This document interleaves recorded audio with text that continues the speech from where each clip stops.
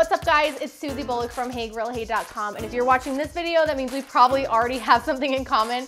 You love good barbecue as much as I do. And that is perfect because the whole goal at Hey Grill Hey is to help you make better barbecue so you can feed the people you love and become a backyard barbecue hero. Today I'll be showing you how to make steak marinade. If you have a really great or pricey cut of steak, all you need to season it is salt and pepper.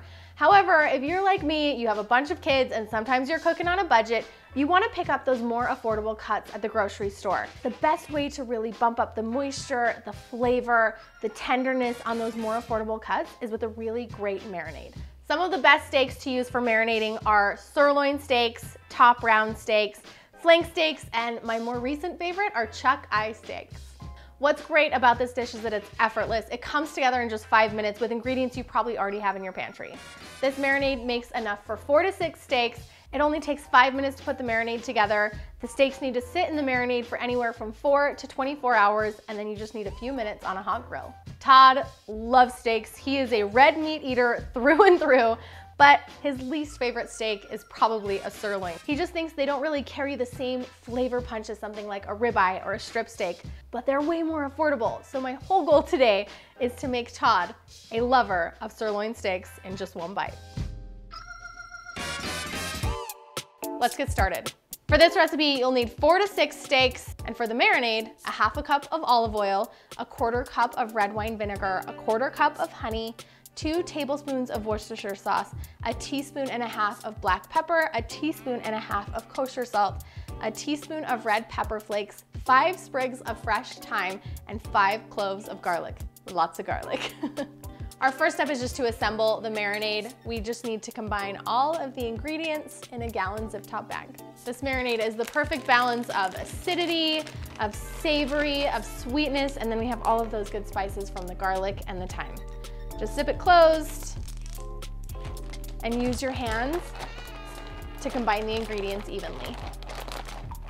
This marinade recipe makes enough for about 4 to 6 steaks, and you want to marinate for at least 4 hours, up to 24 hours. Once our marinade is combined, simply put in your steaks.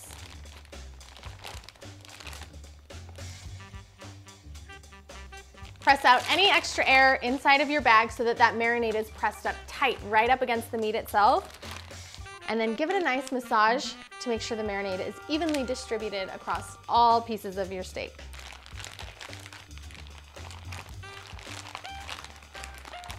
All right, this is ready to hit the fridge. Keep it in there for at least 4 hours, but remember you can push it up to 24 hours. It'll give you a lot more flavor penetration in the steaks. Okay, my steaks have been marinating for the past 4 hours. We're ready to head outside and hit the grill. I've got my grill preheated between 400 and 450 degrees. That'll give us a nice even cook and some good caramelization on the outside of our steaks.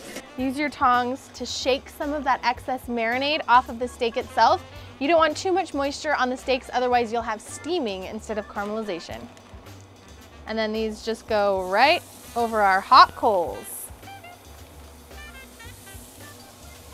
Because the marinade has oil in it and the steaks have fat in them, it's important to stay close to your meat while it's on the grill so you can keep an eye on flare-ups. One thing that I really use to combat flare-ups and make an even cook on the steaks is 2-zone cooking. So we have coals high on one side and none on the other, so that as we get the sear on the outside of our steaks, we can move them over to the indirect side and let them finish cooking. These are looking awesome. You're seeing that nice caramelization from the honey in the marinade and the high temperature on the grill grates. That's exactly what you're looking for. When you're cooking over high temperature, especially on charcoal, it's important to kind of keep your steaks moving a little bit. That way they're not over any hot spots for too long, and you can make sure you have a nice even cook. So one of the most useful tools when you're cooking steaks is a good internal thermometer. This allows you to track the temperatures on the inside and make sure your steak is done exactly how you like it. Since my whole goal is to wow Todd with these steaks, I'm gonna cook them to his favorite internal doneness, which is between rare and medium rare, so I'll be pulling mine off at 130 degrees Fahrenheit.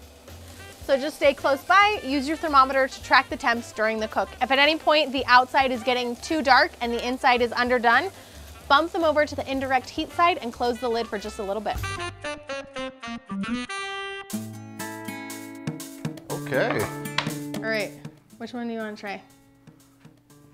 This one. This one? Okay. You have to let me know what you think. This is like a 1-bite challenge. Okay. Ooh.